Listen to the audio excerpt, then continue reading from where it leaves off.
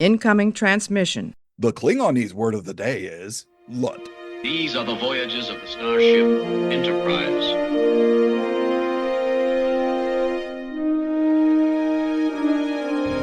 So, this is a huge victory for the good guys. Scotty, beam me up. Resistance is futile. Live long and prosper. Boldly go where no man has gone before.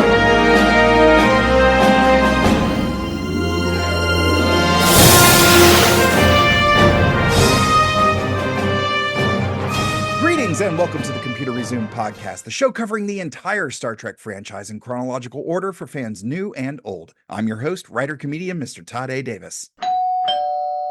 You can catch her every week at the legendary Barracuda Lounge in the Lower East Side of Manhattan, ripping it up with the infamous Star Trek drag variety show To Proudly Go. From New York City, it's Heather Wood. Yeah! Yay! Heather Wood. Hi, how are you? I'm great. How are you? I'm doing very well, thank you. And thank you so much for carving out the time. I imagine you are up to your eyeballs, busy all the time. Yeah, just trying to make my way back from the Delta Quadrant or the Lambda Quadrant or wherever the hell I am. Yes. And we appreciate you carving out the time so much for us, Captain. Thank you. Thank you. Well, let's dive right in. Take me back. Well, when I've had different artists on the show before, I usually ask them the question, what came first, the art or Star Trek? So which came first for you, the art of drag or a fondness for the Trek franchise? I mean, thank you so much for calling it art. You're really elevating me here. It's totally an art. Totally an art. Yeah, I will have words with anybody who says otherwise. Definitely, I started doing drag first, but I will have to say, before, like, I was working at a job that I quite loved, but I got laid off and it was devastating. So instead of being responsible with my severance, I just pulled out that credit card and spent it all on drag. Nice. I was doing these like Pride kickoff parties at my apartment, which was fairly large at the time. And I always hired a drag queen to perform, like paid them like $100 to do like 2 numbers. But that year I decided, you know what, I'm just gonna do drag. I'm gonna do it. I mean, it can't be that hard. The last words of anybody who ventures into an art form.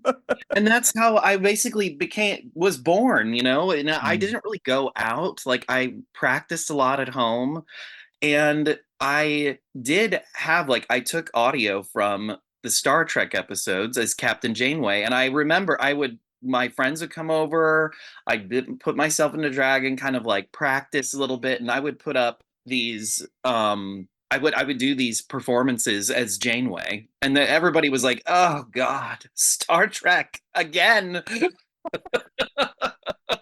But so I think my drag persona is definitely inspired by Kate Mulgrew's Captain Janeway portrayal. Definitely a very, very strong influence from that. So when I started doing drag, it came full circle. So so that was lovely. But I had been doing drag I started in 2014, and I so then I started doing the Trek stuff, I think in 2019. So I've been doing drag for about 5 years there. Yeah, My math is, I'm not really a scientist, so but yeah, so and then the rest is history. Wow. So safe to say, I mean, because I've seen, I have been lucky enough to see at least one performance of To Proudly Go, and it was absolutely magical because it was my very first drag show experience. What? Yeah, that night was my Ever? very first. Yeah, that was my very first drag show. I had an absolute blast. And now anybody you see will be like, wow, that was really setting the bar so low. Everybody else is so much better. No, no, it's just I had started developing an affinity for the art form, and we talked a little bit about this off mic yesterday in our sound check and everything, but like I'll compare it to working as a stand-up comedian. Like as you get into stand up, you start to see like all the nuances of writing and performing and editing through performing and all of that to refine this art. When it comes to drag, it seems like in addition to being a personality on stage, let alone singer, dancer, what have you, there's also the costume, the shoes, the hair, the makeup, and I'm sure I'm forgetting at least a dozen other things. And it's just I mean, and there's drag artists that are Yeah. really solid stand-ups, and it's like, oh, all of that and stand up, like my hat's off. Like I am intimidated by anyone who regularly performs in the drag arts, because it's just like there's so many nuances to it. So the utmost respect for Well, thank everyone. you. Thank Yeah, you. yeah. So And let me ask you this. Or did I cut you off? Did you have something? oh no, no, keep going. Oh, Yeah. okay. So all that to say, and I've seen your regular headshot as well as your performance, and it's clear like Janeway is a big part of your current drag persona. So Yeah. looking at Star Trek as a franchise, which for a long time was very male dominated, or male figure heavy. It was and that's not a secret. I'm not, shocking anybody here. I'm shocked. Yeah, I know. Imagine a TV show developed in the 60s where it's mostly dudes. But looking at especially once we got into like the TNG era with TNG, Deep Space Nine, Voyager, and Enterprise, times change, things change, productions change, and we did see more women coming in as not only as performers but as these characters, and Yeah. the further development of the franchise. And now in New Trek, like we're seeing even more diversity. So all of that, and that's all a precursor to say, do you consider Janeway your captain? Yeah, well, I'll just say when I didn't really watch any of the series. I mean, Hmm. I'd seen episodes. I hadn't watched every episode except when Voyager came on. I made it a point. I wanted to watch every episode. I think just because I was a kid, just kind of discovering who I am and Yeah. didn't realize at the time I was fabulous. Ah. I just was drawn to the show because of there being a female captain. I just knew it would be a different show. I loved the story of them being in like being lost in space, and I just thought that that was like the epitome of exploration. And I think Kate Mulgrew's portrayal was just so magnetic, electric. It was just she's was just so fascinating. I loved her character. I always wanted to see more of her. No Mm. offense to any of the other actors or storylines or whatever, but it's hands down Janeway. I could have literally just watched the Janeway show, which Yes. it was many, many times Oh like that. yeah. Yeah. For myself, and we didn't really discuss this, but I I grew up with Captain Jean-Luc Picard. Yeah. I came in at that era, and to be honest, Picard actually kind of looks like my dad a little bit. So there's there's definitely some psychological stuff going on beneath the surface there. But as I got older and continued in my fandom, I was able to sort of compartmentalize my thoughts about the different captains. And I ended up coming to the conclusion of Picard might be my favorite captain, but Janeway is the best captain. I felt that way for a long time because, like you said, she's lost in space. Her ship was not meant to be out that far.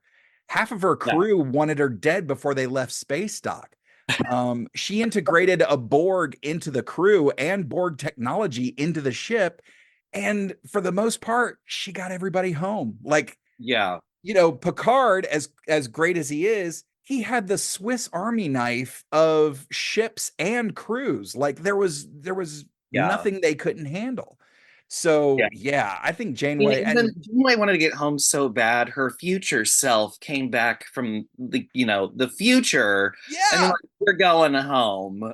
Like, I kind of also feel like in this. I mean, it's a story. They have to do the story, but why did she have to come back at that time? Why didn't she come back sooner?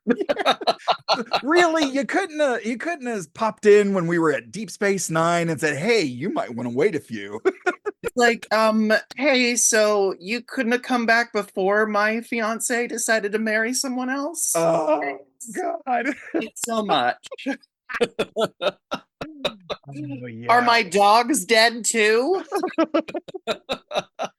So let's shift a little bit from we talked about you getting started in drag, and you started sort of you really latched on to the Janeway character and sort of let that sort of meld with your own personality to bring about this drag stage performance persona. So when in all of this did To Proudly Go start? Like, what was the genesis, and what was it like in those early days of setting up To Proudly Go? Well, I'd was active with a different organization, will remain unnamed, Fair.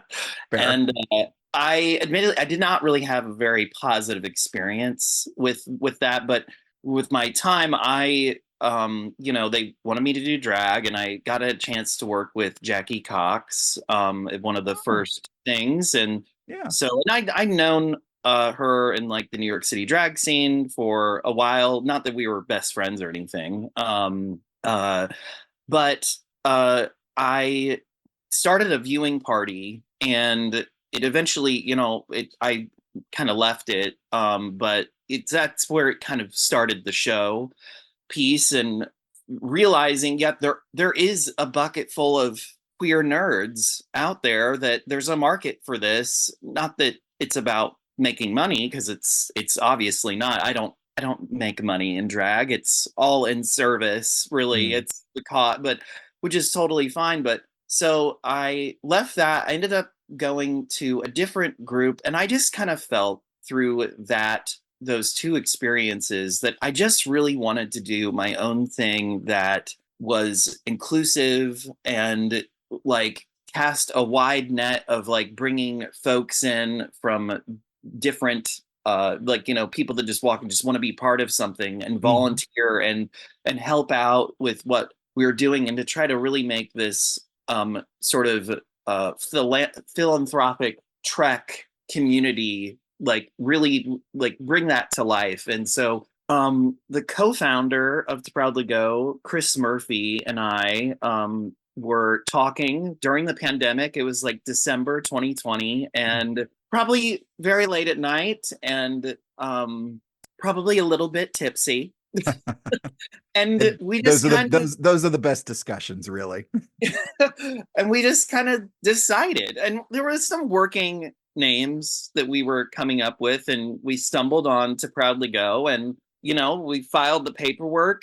We got the sort of approved certificate of incorporation, dated March 1st, 2021, and that's when it really officially started. And but we have lofty goals, right? We are about celebrating sci-fi, promoting the queer nerd community, Yeah. and partnering with important community causes and organizations. And during our time doing the shows at Barracuda Lounge, which has been about 2.5 years, over 100 shows, we've done. I literally, you would be shocked. We have like almost, or if not over, 400 different Trek mixes and performances that we've done.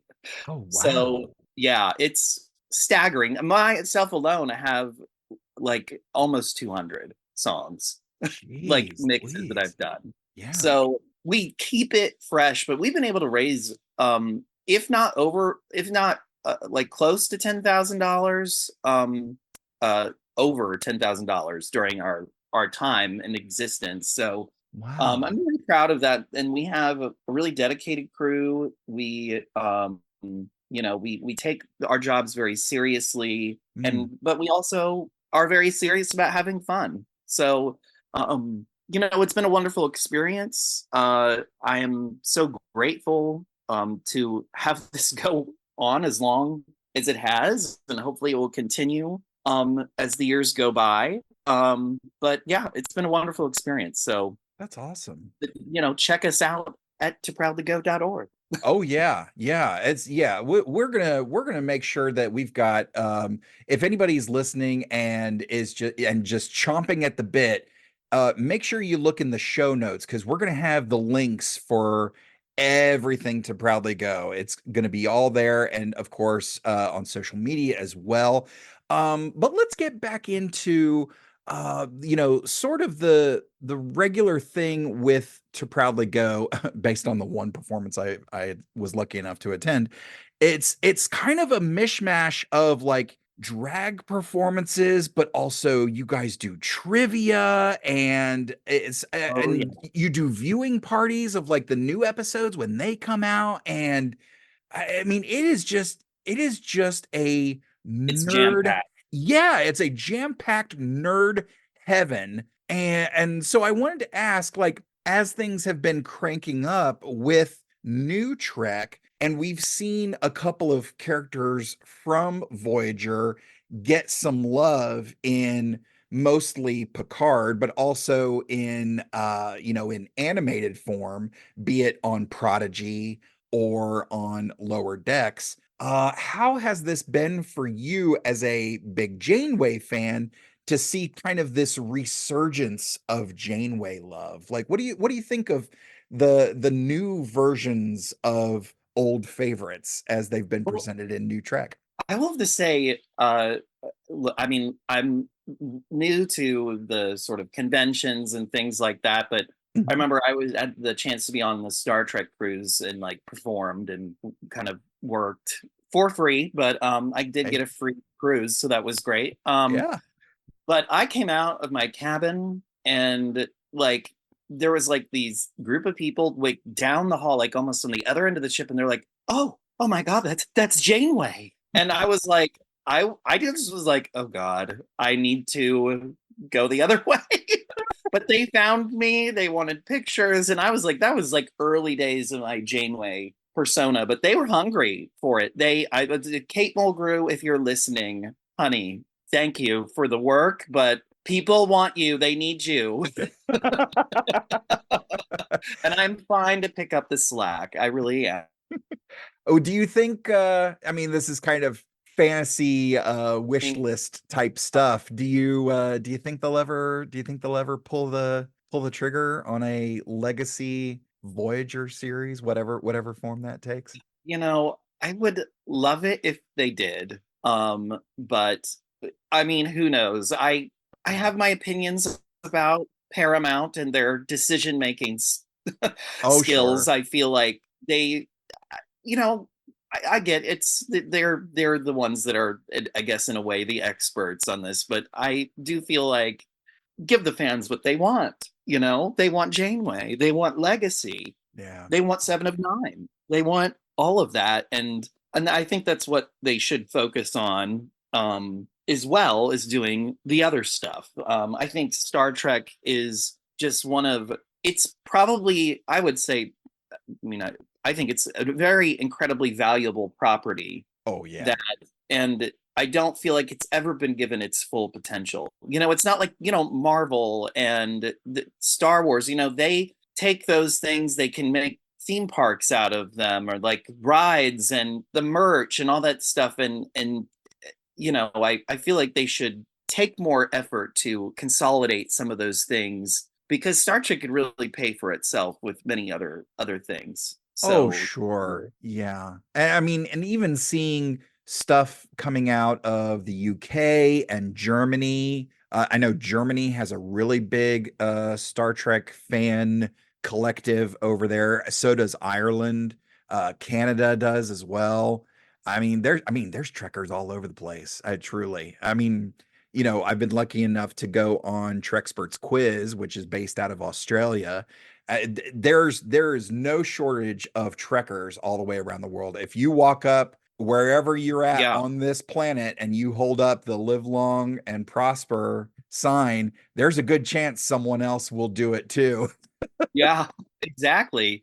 I mean, it's Star Trek is it's just so special. There's something for everybody in Star Trek, and there's been so many amazing firsts that they've put out there. The first interracial kiss, the first Yes. female captain, like not just a first actress playing the boss on anything, Yeah. really. Yeah. And so those were incredibly big deals, and there's obviously more that we could talk about. But I just feel like there's something for everybody. It's so important that we have a positive outlook on the future and something to help us dream and imagine those possibilities, because we can get there. We Yeah. can. And there's a lot to feel down about nowadays, but we For do have to sure. remain positive and hopeful, and that's what I think Star Trek reminds us for. And about things about equality and fairness and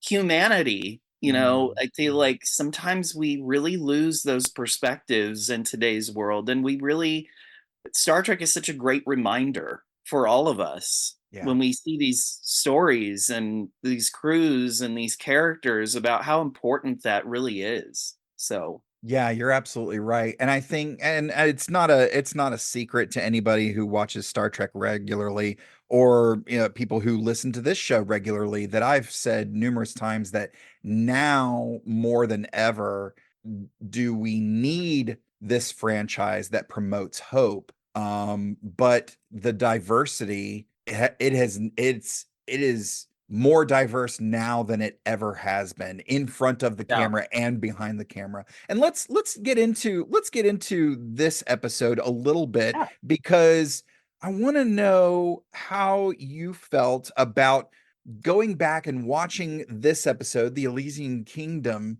and what were your just kind of surface level thoughts about this weird this weird little episode where it's like, we're in space. No, wait, we're in medieval times now. Like, there's it is a wacky shift, but it works so well. What were your initial thoughts on rewatch of Elysian Kingdom? Staying spoiler free for now. Well, I don't know if this is a spoiler, but I've never seen the bridge look so good. I really love that color that they had. It was like kind of like this Tiffany's sort of color, Yes. and yeah. I was like, Yeah. oh, yeah, it did seem very royal. Yeah. And I do think, like, well, just the acting, Mm. like they're changing up their characters. They're all different, and I just thought everybody did such a great job. I mean, I had the opportunity to witness an actress do her audition take. I can't really talk any more about it than that, but Oh. just to see the work and how, like, sometimes I'm like, well, I feel like I dabble in acting. After watching this, I was like, that is insulting to actors everywhere, because this is hard. It's hard to do, but like the sort of subtleties and the way that the things are different and need to be changed up, and the headspace you have to be in to kind of do all that, I think is just really, there's a reason why we Yeah. love these actors, these characters, because it's the work the stories that they bring to life. I mean, it's just so impressive, and there's no exception here with this episode. Yeah, and you're absolutely right. You're hitting the nail right on the head. There were so many things, to be honest, there were so many things I had forgotten about with this episode. And you're talking about the performances, and it's easy to point to Pike, him being he is the captain of this show, quite, Yeah. not only the character, but he's kind of front and center all the time. but and because of his turn in this episode and sort of playing a very different character than he normally would. But the person that I had forgotten had this type of turn in this episode was Jess Bush as Christine Chapel. And when she I'll save it for spoiler territory, but she gets an equal serving of being able to chew some scenery and a display of absolutely perfect comedic timing. And it's, something like that is really tough because I'm always quick to be like, well, was that in the script? Was that a note from the director? Was that an acting choice? But to be honest, comedic timing is one of those things that is really, really difficult to nail down in a script or from a director. It's you kind of have to have that in your bones somewhere. And there's so Yeah. many instances where a lot of people just get to take this because I mean, don't get me wrong, this is Star Trek is Was it's there- it's a Pope job. Jimmy Fallon or Jerry Seinfeld described hosting the Tonight Show as a Pope job. You do it until you die. And Star Trek is kind of like that in that once you're cast as these characters, yes, you can go on and do other things, but you're going to be Captain so and so from the USS whatever for the rest of your life. And that's wonderful, but it's an extra special thing when you get to as that character embody somebody else. And Yeah. this episode is just slam full of that. But I can see that we both want to really dive into the nitty-gritty. So let's not waste any more time. Let's get to this week's recap. Okay. I'm excited. I know, me too. Brought to you in part by our Patreon supporters, Rev J, Jerry Antimano, Cosmic Crit, Kitty B, David Willett, Ed Milner, Fleet Admiral First Class Fred Sims, and Ren, Space Monkey 73, and Steph Overman. Spoiler alert. Spoiler alert. Spoiler alert. All hail the king! What the hell?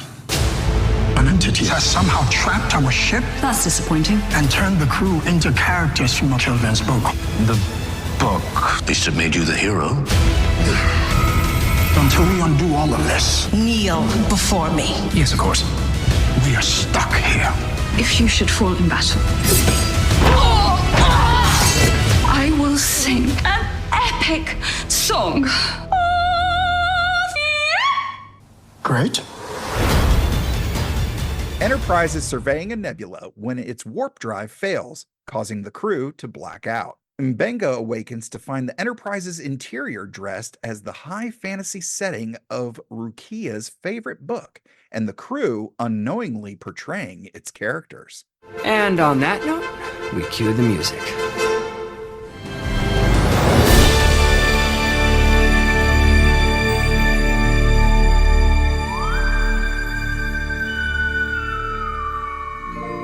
Hemmer is the only other crew member aware of the situation, thanks to his telepathic abilities, and they discover that the nebula has its own consciousness, comparable to a Boltzmann brain.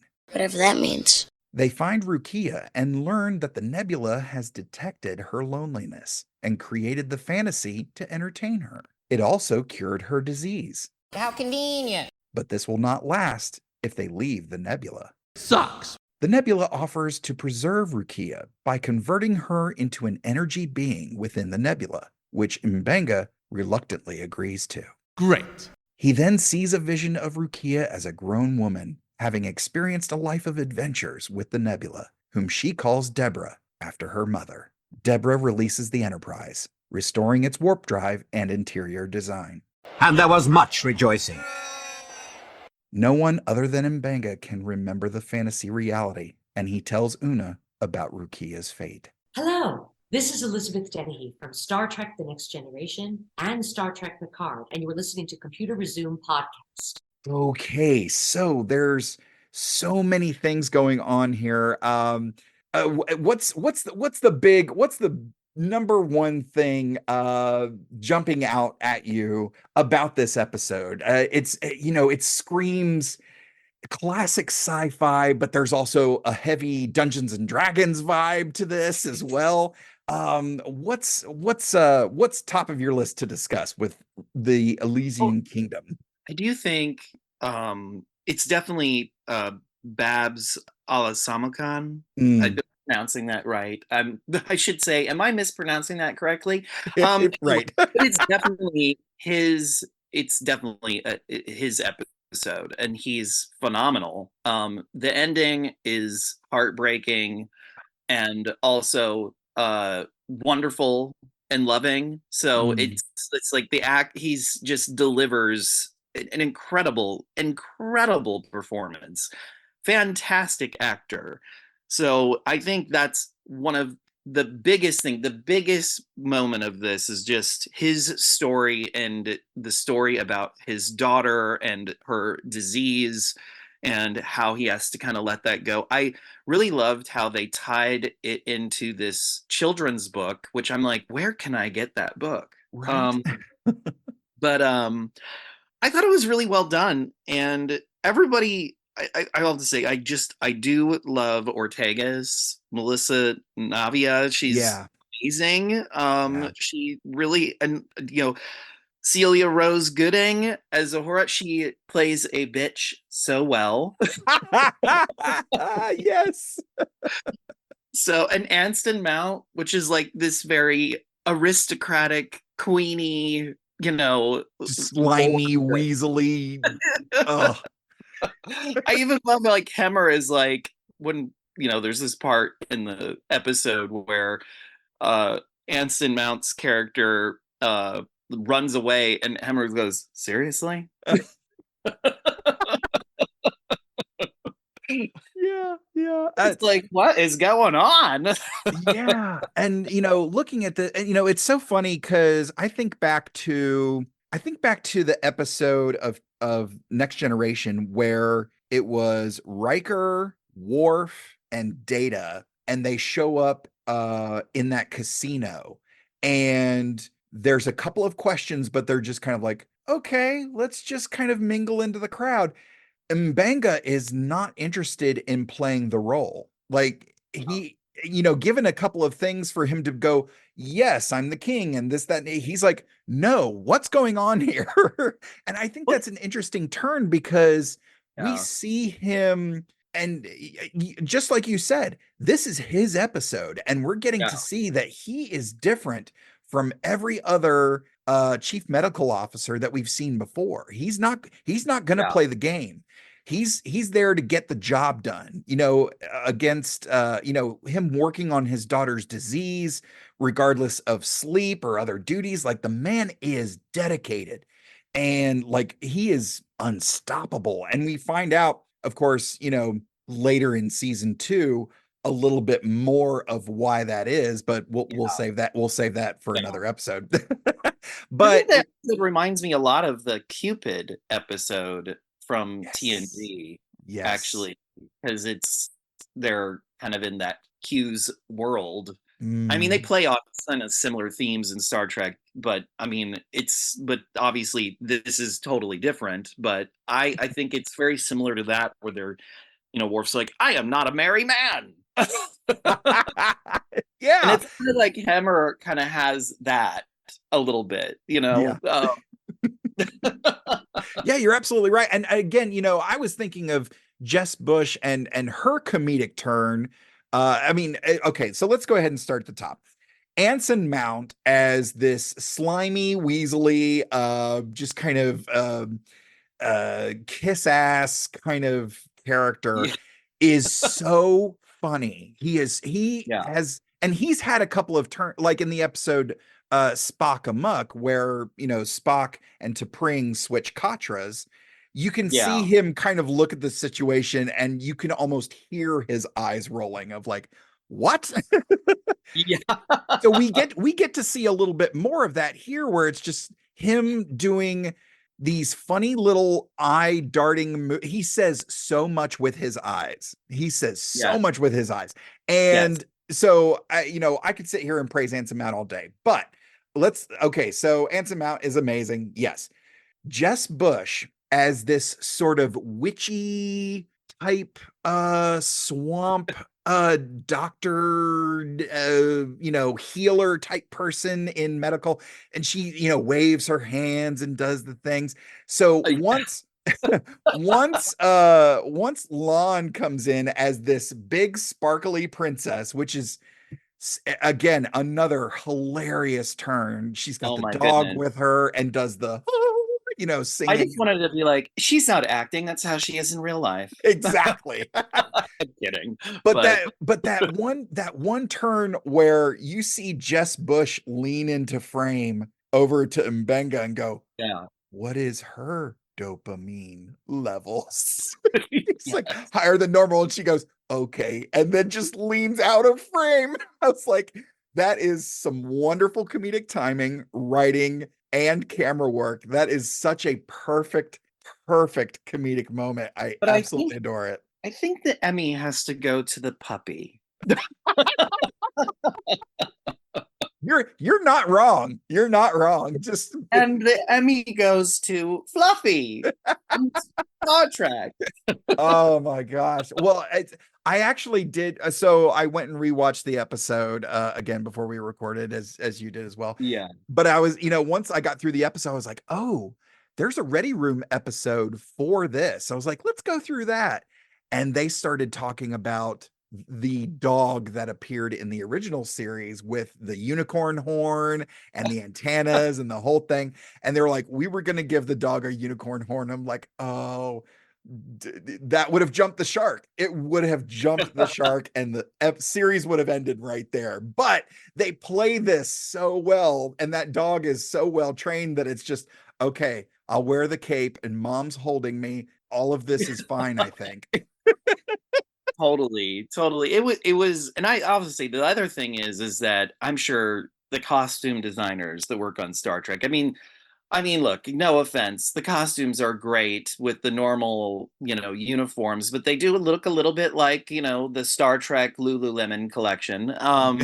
To make gowns and these other costumes that are so elaborate and like they can do something that's simple but also complicated, and then they can do something just incredibly elaborate. I'm sure that it was fantastic. It was fantastic. I'm just like, as a drag queen, I'm like, I want all of this. Oh, for sure. Looking at some of the detail. I mean, and I'm not really into cosplay. My cosplay experience has been minimal and lackluster so far. But like looking at looking at some of the things, I couldn't help but just be so impressed with all the tiny little details in the sleeves and the bead work and this wrinkled leather that we put together, and we 3D printed like half of this stuff, and it's just, oh my gosh, like it's so impressive. One more thing about the comedic timing, and you mentioned Hemmer.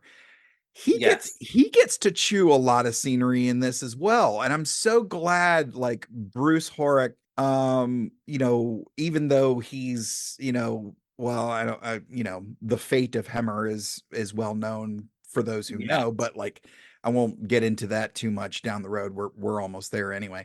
But I'm so glad that they gave him these wonderful opportunities for him to shine, because man, he knocks it out of the park. Don't you think?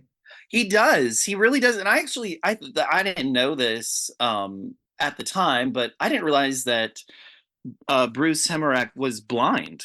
Yeah. And I love that they incorporated into his character. And I think that that's something that I find so wonderful about Star Trek, that they can cast an actor with a disability. And that people need that representation.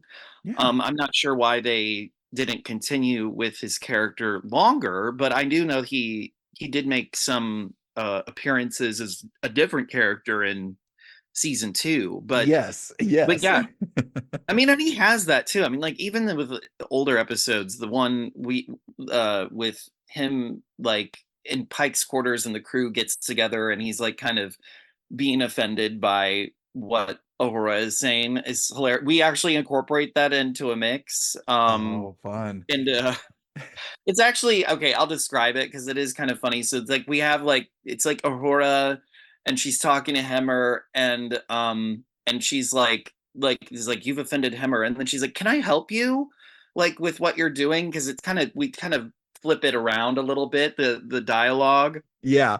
And it goes into this loud banging and screaming because it goes into the episode where they the episode of Voyager where the people that can read your mind, your thoughts. Oh, yes.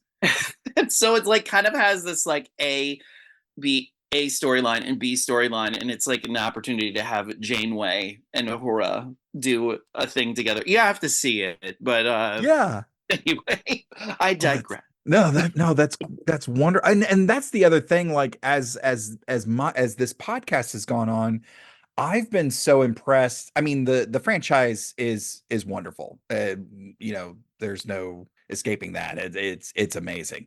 But the thing that's one of the things that's really impressed me is all the fan art that has been inspired by the franchise in everything that you can imagine of just like the regular stuff, enamel pins, t-shirts, and jewelry of different kinds. But then you've got like Star Trek Lego builders. And for people who don't know, like they don't make Lego Star Trek stuff. Like Lego doesn't have that license. So fans are having to independently build their own ships out of Legos and they look great. Not to mention other, painters and designers and tattoo artists, costumers, like the Star Trek cosplay that is out there in the world blows my mind. So like getting to see all of these things. And when I see an episode like Elysian Kingdom, where the costumes are so intricate and there's all these little things about them,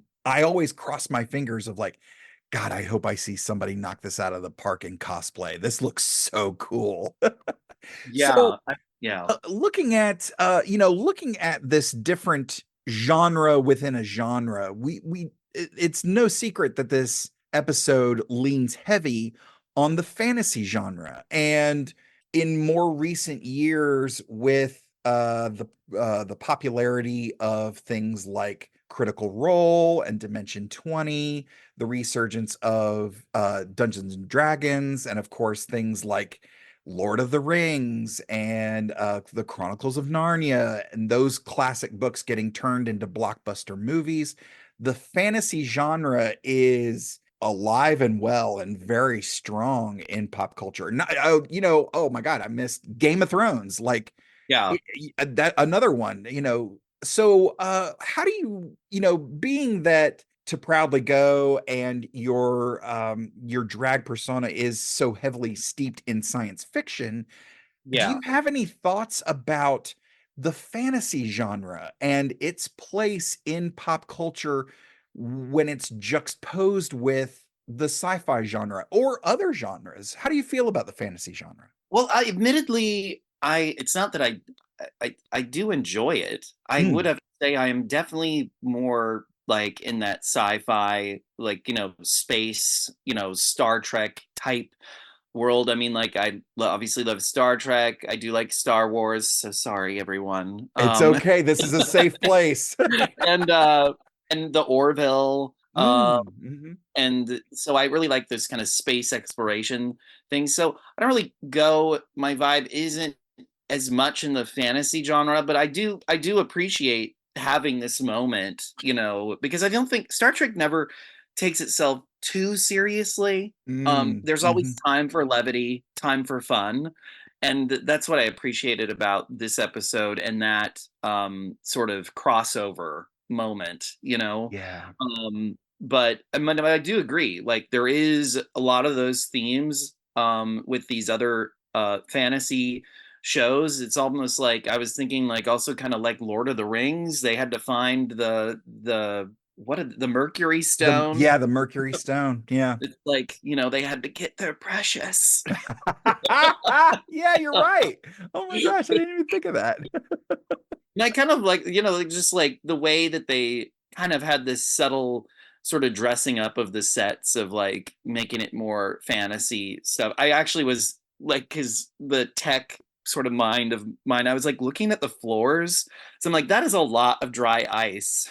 Like I wondered how slippery the floors got. Yeah. Because you can see the moisture on those floors, but it's so fascinating to see the resurgence of the fantasy genre, especially through Dungeons and Dragons. Like, I'm a big D&D player, and I living in the South, the satanic panic is honestly still kind of a big thing here. So every now and then you'll catch a side eye from somebody of like Dungeons and Dragons, like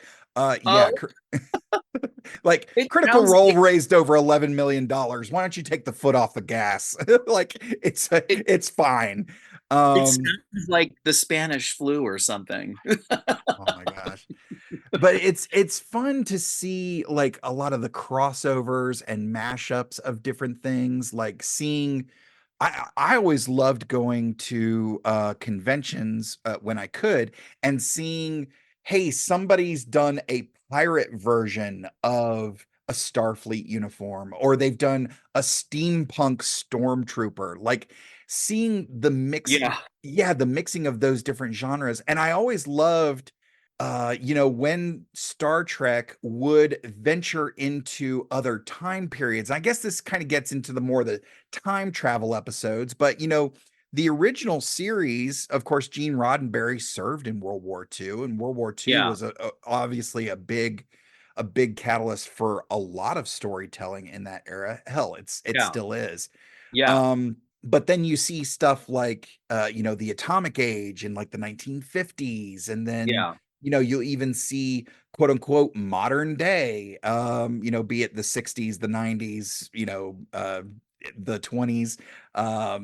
And I always loved kind of seeing those characters out of place. You see there's that episode of Voyager where the away team lands in the 90s in San Francisco, and they interact with Sarah Silverman at the planetarium and all that stuff. But thing in your pants. Yeah, exactly. But even in the fantasy genre, like you mentioned, the Cupid episode, and there's the episode where Data is learning about the human experience through Shakespeare. So you get a little bit of that medieval type of vibe there. It's that stuff's always been prevalent, and I always think about types of stories that can be told regardless of time period. One of my favorite science fiction movies is Minority Report. And, super far-flung future, Tom Cruise, Steven Spielberg. It's a big, feast for the eyes in terms of sci-fi. But at the end of the day, it's a murder mystery. Also, thank you for the reminder. I have to go feed my precog in the bathtub. I'm kidding. I'm kidding. What do you feed a precog? I have no idea. Hope. I have to That's pull what out the directions. I'm just kidding. Feed them hope that they'll get out of the bathtub eventually. Like, are you gonna get out of here, or can I shower? Okay, I'll just do it over you. Yeah. So funny. So, and we've already mentioned a little bit about some of these actors who are already playing characters, getting a chance to, as those characters, embody another character. It's drag on top of drag. Yeah, exactly. So as somebody who regularly embodies other characters, how do you feel about seeing Anson Mount as this slimy Weasley guy, and seeing Uhura, who's sort of a beacon of light playing the evil queen, and all the entire cast really get a chance to kind of break out of their normal routines. What do you think about these actors playing against in as characters playing against their characters? I think it's just about time that they're playing their authentic self. I'm kidding. I mean, The thoughts and opinions of Heather Wood do not necessarily reflect the thoughts and opinions of Computer Resume Podcast or her affiliates. Liar. I think you can tell they're having a lot of fun, because it's over the top, it's ridiculous, and it's just, you can tell they're, I mean, I often wonder, like, when they do the different takes and stuff, if they just it's like they have the cut right before they're bursting out into laughter. Oh, yeah. One of my favorite sort of scenes, and I'm sure they did it so many times, it's with TNG when Riker is learning for this role that Beverly's doing, or the play that she's producing, and it's like, well, I guess you're becoming a real actor. And I'm sure they had to, I'm sure they're bursting into laughter after every take. And you could see that in this, and I think that's quite enjoyable to have that light, that fun. See actors enjoying what they're doing is fun. Not to say they don't enjoy the work in the other types of episodes when they're playing their actual character, but yeah, I love that. Yeah, it is, you can, I mean, there's no shortage of stories about Hollywood sets where so and so was a nightmare to work with. But you hear when you see the press junkets, there's always the telltale sign of what's it like to work with, we'll just say, it's not like he's going to come after me. We'll say it. Bruce Willis. Like, what's it like to work with Bruce Willis? And when you see the response of, well, Bruce is Bruce, that means he's a nightmare to work with. So and again, that's more of an example rather than a specific target.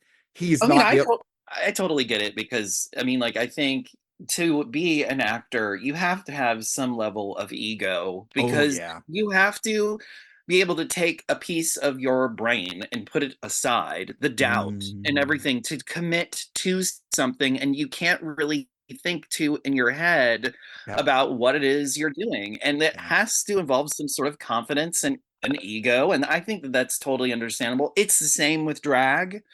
Sometimes drag queens catch drag delusion.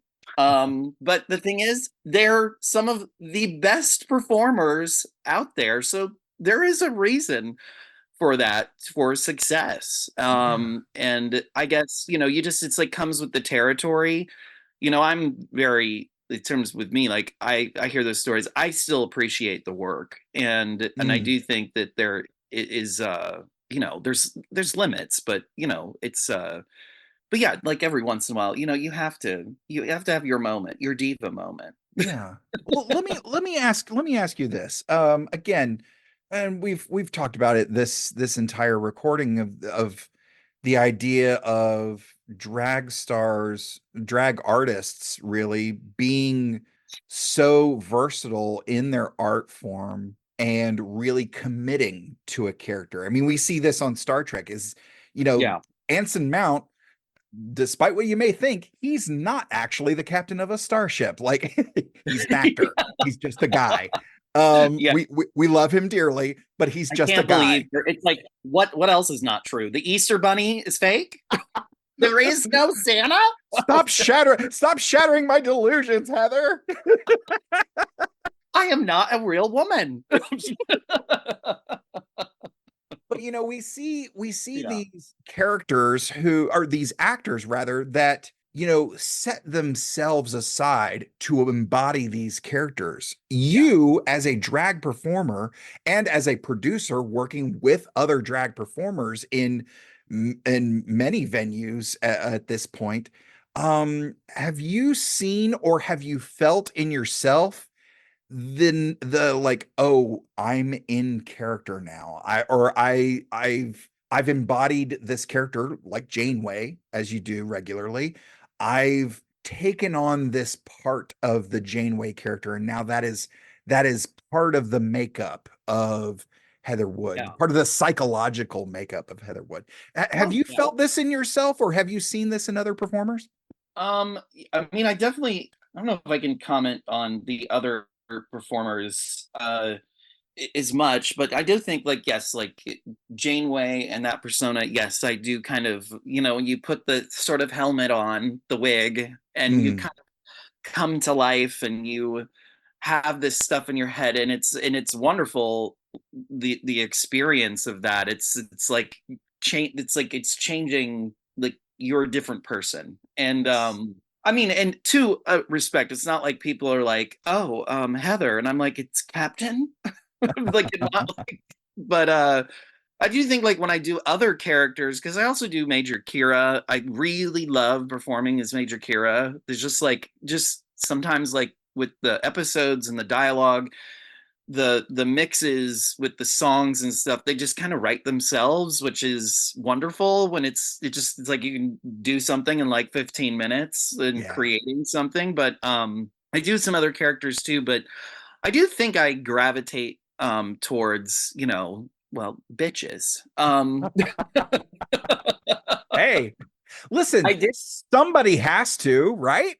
Yeah, I did. I really love, and I know, probably spoiler alert, but Commander Pelia, who appears in season 2 as a character in Strange New Worlds, played by Carol Kane. Yes. But I really love that character. I tried to do her at one of the shows, and I just could not get there. It was like, it just, I enjoy watching it, but for me, I felt like I was just not connecting as much. And I think it's because it's so different from the other characters I think I'm more drawn to. Mm, There's some subtlety and there's some differences, I think, in terms of what I'm trying to do.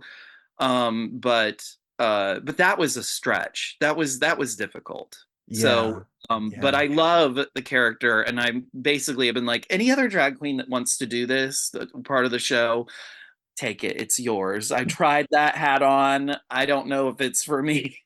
And to be fair, I remember seeing the interviews and comments and social media posts from Star Trek cast members going, "Oh my God, can you believe the legendary Carol Kane is joining us on Star Trek? This is insane." So like Carol Kane, big shoes to fill. Like the most, Yeah. to be honest, like even myself sitting here watching an episode, if I'm in the living room and Kat is, in her office or the kitchen or somewhere else in the house, and Carol Kane pops up on screen, I always go, Carol Kane. And as soon as I do, I can hear Kat wherever she is in the house go, "I'm not a witch, I'm your wife." So I mean, yeah, it's some of these characters, some of these actors come in larger than life. I think, to be honest, that might have been one of the points that, although maybe it helped it get off the ground, maybe it wasn't as beneficial in the long run for Enterprise. Scott Bakula was a star. Is a star, and he um, came. So I think it was kind of hard for people to kind of distance like Sam Beckett from Quantum Leap. Like, Sam is on Star Trek now. Like, what? I don't think people were able to see past that, as opposed to somebody like Shatner, Stewart, Kate Mulgrew, and every other person that really jumps into the seat on a starship. They tend to be kind of folks who are character actors or soap stars who are kind of at a interesting period in their career. Celia yeah. Rose Gooding, comes from music. It's Yeah. one of the reasons Subspace Rhapsody is so good. Like, she's a hell of a Yeah. singer. Yeah. But yeah. So Yeah, and I actually think, touching on that, just I agree with you, and I love Enterprise. I Mhm. think that it was such a great show. I feel like there's some Enterprise hate out there, and I'm like, oh my god, it's okay. It's been a long road. Get over it. Very, very. You are But absolutely right. Yeah. it was a great show. I mean, like, and it's a shame it got cut off too soon. Oh, very. But I feel I've met some of those actors from Enterprise. They're wonderful. They're so nice. I think Scott Bakula is so fascinating. I really loved his character. I love the way he portrayed the show. He's a very thoughtful, intellectual person. Mhm. So I mean, like, what a great casting for a captain, because Yeah. I think when you embody these characters, you kind of have to have the right person too, because they need to carry on the spirit of Star Trek on and off the screen. It's a big So, responsibility. and Yeah. you could have people that really are not they're they don't they're not doing that as well, Yeah. and so, but I always say, like, speaking of characters that I have not played, but I want to, but I will have to admit, in this episode, Rebecca Romaine, number one, she's not really in it as much. And I feel like in Stranger Worlds, if Paramount's listening, I want more Rebecca Romaine. And, Yeah. but I did like how they definitely went on lesbian vibes with, with her and Melissa, and I really thought they're like, oh, we know each other real well. Oh, And yeah. I thought that was really funny and cute, but because actually when they greet each other in the hallway, I was like, are they gonna make out? Oh, hug. Okay. But but I really wanted to see a little bit more, but I'm Yeah. sure they have reasons for those choices and stuff. But I think I want to see like more things where number one is in command. She's on the bridge, she's in the chair. I know we've seen it, but most of the time I feel like she's kind of like walking around through the ship. But Yeah, yeah. I can see that. I had this discussion with somebody recently that it's interesting to look at the dynamics, because just like we just finished talking about with Scott Bakula being a well-established star before becoming the captain of the Enterprise, yeah, arguably Rebecca Romaine was a bigger star than Anson Mount coming into this. yeah, So it's interesting to see. And again, talking about having big shoes to fill, she's playing the role started by Majel Barrett. Like, yeah.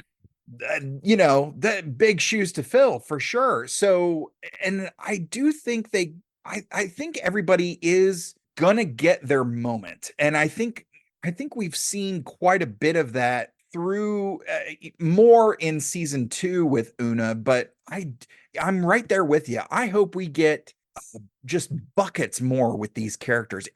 Every single one of them. Every single one of them. Yeah. I know there's been a big push for, like, the hashtag more Tegas movement. yeah, Everybody wants to see more of Erica, and she's a great character who has not really gotten her due just yet.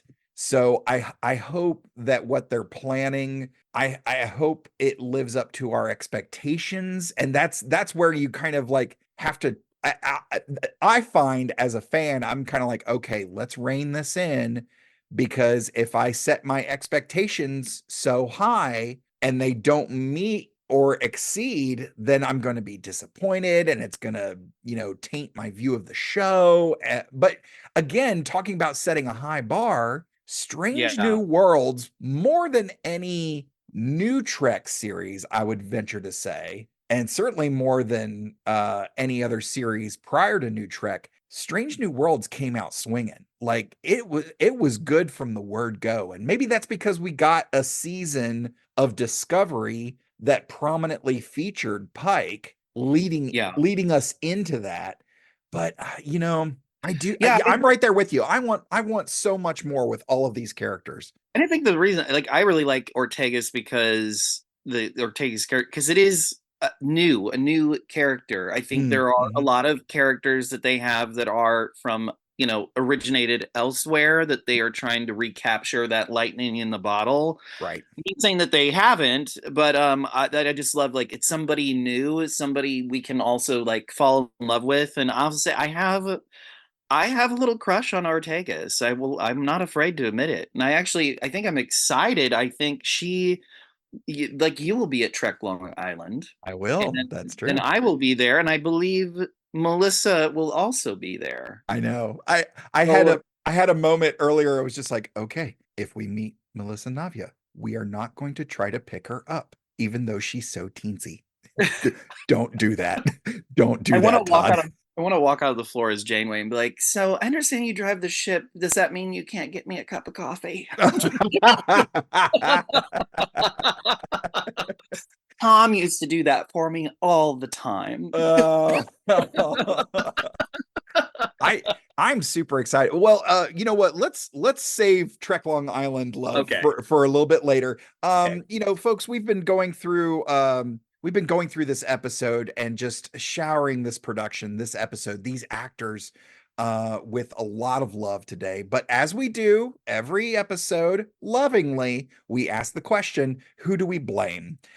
This episode was written by Akilah Cooper and Onitra Johnson. Now, Akilah Cooper, we saw her last work was season 1, episode 3, The Ghosts of Illyria, which we discussed with executive producer Kat Davis back on episode 120. But Onitra Johnson is new to the franchise, and looking up her resume, she is one of these anomalies, kind of like the Nebula we encounter, a unique person in the franchise, in that this is essentially her first credit. Like, she's done some stuff on some shorts. She was an assistant and she did some grip work, but this is her first big credit writing in the franchise. But it is not her last, so we will see her again. This episode was directed by Amanda Rowe. Now, I wasn't able to find a lot of information about her other than she's very nice because she's Canadian. So we can assume that she is a lovely, lovely individual. Whereabouts? Yeah, exactly. She was the second unit director on 5 episodes of the short-lived Minority Report series, which, I haven't ventured into the Minority Report series. And it's because I love the movie and the original story so much that I'm like, if it's not good, I don't know that I'm really gonna like this. Have you had an experience like that where it's like, they do this big movie or there's this really successful property and then they do a sequel and it's like, oh, do I even bother? Because if it's not good, like, have you ever felt that? Stargate. Oh yeah. I know I'm gonna get a lot of hate mail. My address is 1234 Fake Street, New York. Oh, hang on, Heather. I got this. Please feel free to send all of your hate mail to @Justin_Bishop on Twitter. Wait, who is that? He's a buddy of mine, and I always just tell people to send him all my hate mail.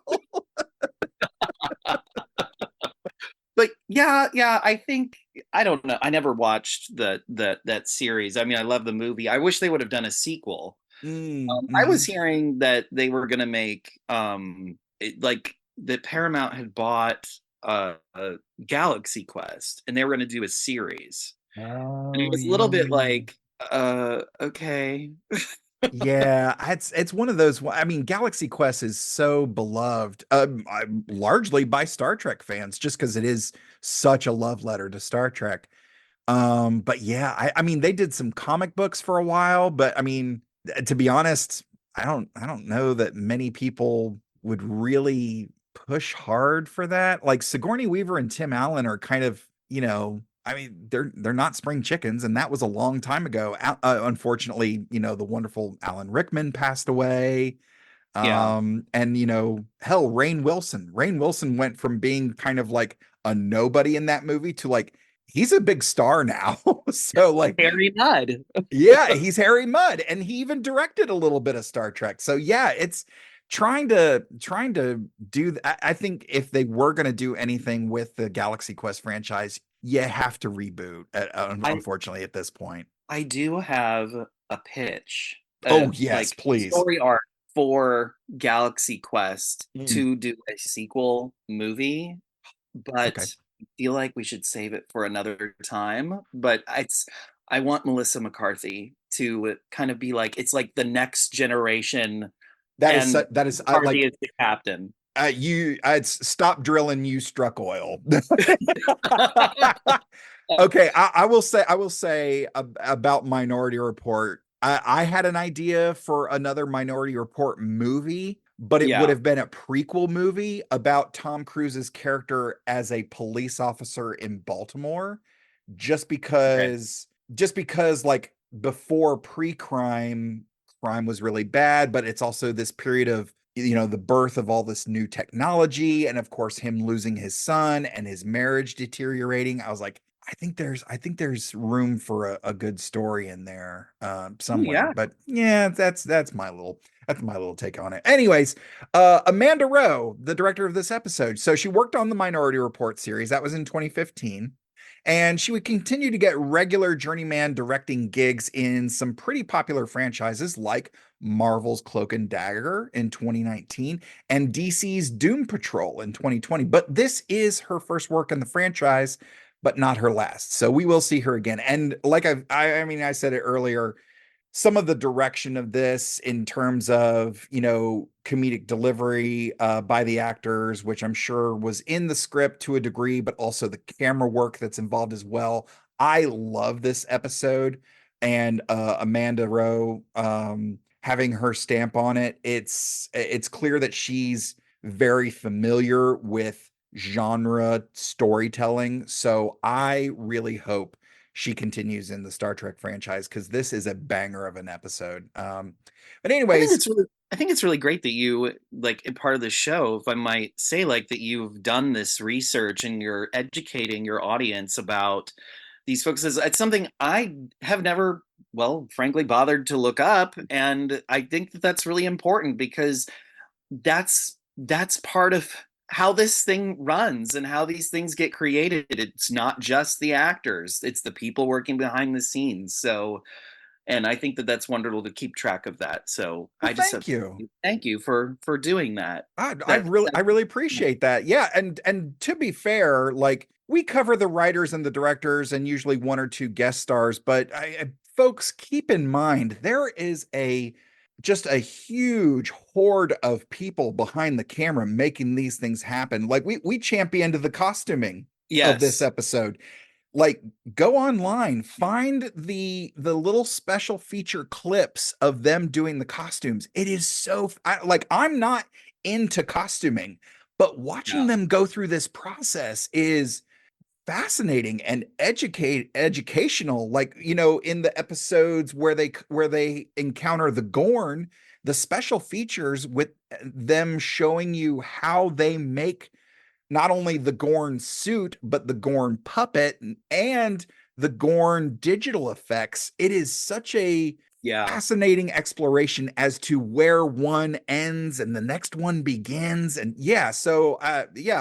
don't let my research be the end all be all. I'm so happy to present this stuff. But look, if you're into a particular area of production, like, you'd find some gold in looking up some of the folks involved in Star Trek. So we've got one more person to talk about, and it's the guest star, Sage Arundel, who plays young Rukia. Now, it's not going to come as any shock, but because she is so young, her resume is a bit limited at this point. But give her time, folks. She'll get there. But she did appear in Tales from the Hood 3 and an episode of the Chucky series. And her current reoccurring gig is as the voice of Julia in the animated series Paw Patrol. So she did a great job. I think her performance really tugs at the heartstrings. Like, as soon as she looks at Babs and says, did you have fun, Daddy? And it was just like, okay, I'm not going to cry watching this episode of Star Trek. We are going to keep it all inside. We're going to tamp it all down, and then I'll die. Like, it's keep those emotions in check, Davis. Come on. I kind of feel like the comedy version in my head is like, I don't know, Janeway going in the halls and going into this quarter, like, oh, there's a child in here. No, I'll just go get my coffee elsewhere. You know, that's such a funny thing because talking about the captains interacting with children, of course, the most famous being like that the pilot episode of TNG where Picard Yeah. is there with Riker. He's like, keep kids away from me. I'm sorry, I don't normally cuss, but like that is the vibe that he is giving off of like, keep them away from me. And it's like, oh gosh. And then, of course, throughout the series, being in the same room and in some instances having to react with Wesley Crusher and other children that are on the ship, including some of the ensigns who occasionally act like children. And well, still, disaster. Yeah, absolutely. Picard's character is like, this is a disaster, and I'm not talking about the emergency happening. Oh my God, that's so true. Well, Heather, we come to the point now where we ask this question every week, and I'll ask it of you. Is this essential viewing? If somebody is sitting down and watching Star Trek for the very first time, and they come to this episode, The Elysian Kingdom, is this a must-see episode, or is this one that they can skip? Well, I think that if you want to, it's so pivotal to Mbenga's storyline. It is essential. I mean, and I really think every episode is essential. I don't think you should not watch one over the other. This is my personal opinion. But yeah, I definitely think it's very critical to his storyline and his arc, in his backstory. So I think definitely. And it's just wonderfully performed, written. So yeah, it's a must see. Yeah, I'm right there with you. It is absolutely expertly executed in front of and behind the camera. And yeah, and I won't mince words here. I'll be honest, when I knew that they were going to have this prequel series on the 1701, I'm a big Bones McCoy fan. Yeah. That's my guy. That's my doctor. Like, okay, cool. And then they bring in, oh, it's Mbenga. It's this different guy. Like, it's not Bones. I'm like, okay, well, we'll get to Bones eventually, but I wasn't really sold on his story. And then we see that first episode. It's early on where it's revealed that he's got his daughter in the pattern buffer. And this is kind of the second part of that, where he is dealing with it and he's got a choice to make, his crew or his daughter. And we see that he makes the difficult choice and it pays off almost immediately, which is so great because when you have a loved one pass away, and I won't pry into your stuff, but I will say, like, my mom passed away when I was 19, and it was really hard for me. And you hear people say, like, things work out for the best, and something good will come of this, and you certainly don't feel like it in the moment. But now as a 40-year-old, I look back and it's just kind of like, yeah, it forced me to grow up. It forced me to put some things in perspective. And yeah, I did eventually benefit from the life cycle continuing. Nobody's meant to be here forever. So getting to see that instantly happen for Mbenga, while the emotions are so high of him losing his daughter, while those emotions are high, he gets her back and shows her, or she shows him rather, I'm okay. Things are good. I'll be here. We'll visit each other. We'll see each other again. Like, that's so reassuring, and such a comfort of closure. And yeah, it's while he was not what I expected, I think his story has definitely carved a place in everybody's hearts, including my own, of like, this is a character to watch for sure. And I hope that we do get to see this character again in some other season. Yeah. Because they said so. Like, we want to see them. I mean, they hope that they tie that storyline up a little bit more. Yeah. And I think, I'm assuming you've seen through season 2 of Strange New Worlds, yes? What? There's a season 2? Yes, I have. But us knowing what else is yet to be revealed in Mbenga's past, it calls to question Rukia's age versus when those things were happening. And it makes me think, was he making those decisions as a soldier, or was he making those decisions as a husband and a father? Because those two thought paths are very different, or they can be. And I think even that will shed some light, some more light on who Joseph Mbenga is. And I'm so excited for this. You know what? We've been asking an additional question here more recently, and I'll pose this to you just because I'm interested in getting a lot of different opinions about this particular aspect. There's a lot of Star Trek out there now, from the original series all the way to stuff is still being produced, and we've got stuff yet to come. But let me ask you this about Strange New Worlds. Do you think Strange New Worlds is a good jumping on point for someone who has never seen Star Trek before? You know, that's a hard question. I guess I would have to say that, I don't know. Because I think that I guess in a way it probably doesn't matter, because you're gonna find things you like don't understand, and you're gonna ask the question, and you'd just be intrigued to watch something else, to like a different series to kind of get the background. But yeah, I mean, I think certainly yes. But I don't know if I would say probably, like, I don't know. I feel like everybody should watch, like, start at least with TNG if they can't handle TOS, which I don't understand why. TOS is a lot of fun. So yeah. So I mean, I would say start chronologically in like how things were made, you know? Right. Yeah, you're absolutely right. I think there is definitely, it definitely begs the question. A lot of things, there's different turns. I remember in Spock interacting with T'Pring early on, there's kind of this line of dialogue that sort of begged the question. She said, I'm not going to be chasing you around the galaxy for you to marry me. And those who know that that's not necessarily the case, but there's just enough. I think there's just enough of a wink at the camera in that line for people who don't know to go, something about that makes me question.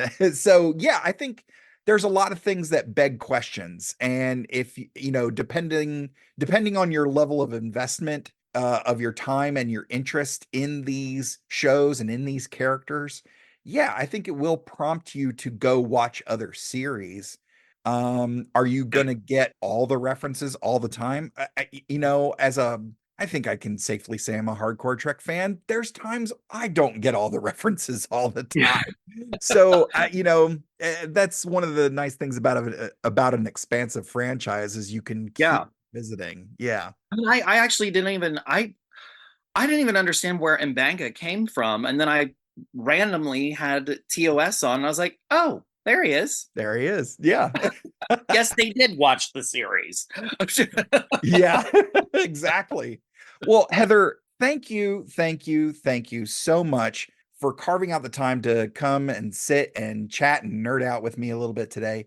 Do you have any parting thoughts? Any parting thoughts about the episode, the series, the franchise as a whole, your experience on the Computer Resume podcast? Any parting thoughts before we go today? Well, I just want to thank you so much for having me. This has been so wonderful and a privilege to do. Thank you to everybody that's been listening to my novice commentary. But yeah, thank you so much. It's a wonderful episode. Trek is wonderful. Don't hate on any of it. There's something for everybody.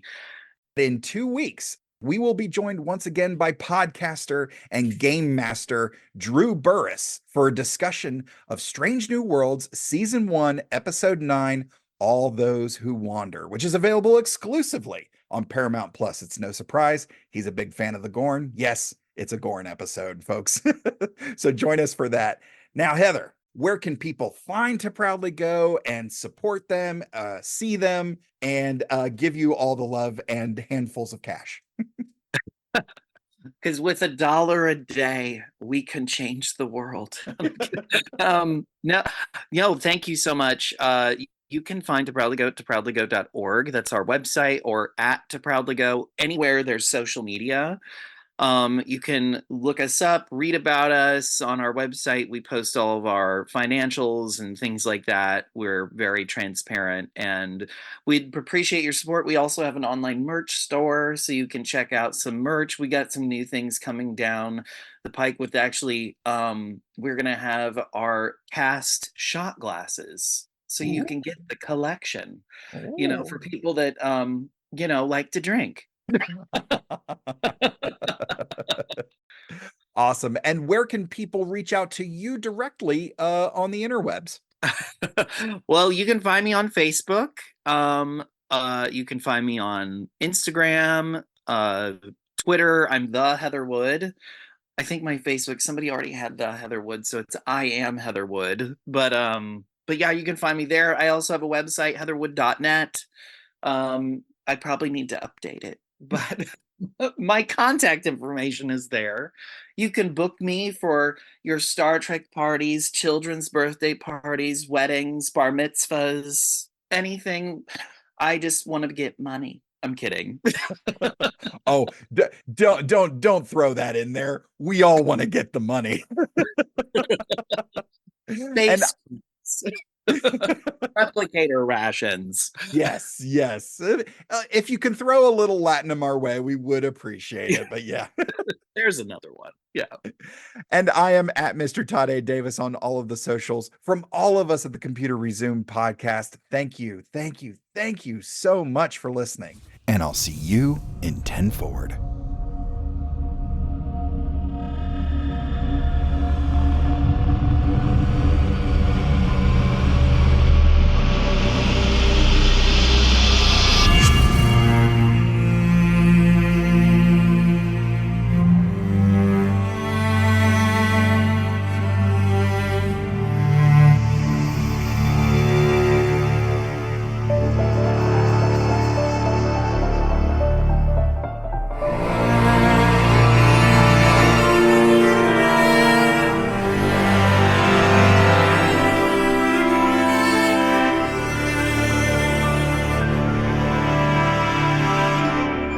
Support us on Patreon and like, rate, review, and share on all your favorite platforms. Feel free to send us your subspace transmissions to computerresumepodcast@gmail.com or at Computer Resume on Facebook, Twitter, Instagram, and TikTok. The Computer Resume podcast was created and produced by Mr. Todd A. Davis. Our logo was designed by Will Martin and Justin Bishop. The opening theme was produced by Justin Bishop, and our outro music was provided with permission by Dronode. Additional music was provided by Mr. Todd A. Davis and Gary Horn, and the voice of Computer Resume podcast and executive producer, me, Kat Davis. # LLAP. We'll see you next time. Going through a Star Trek. We're doing Star Trek stuff in space. We probably got some phasers and shuttle pods, and we're gonna find a brand new race. How's that for a slice of fried gold?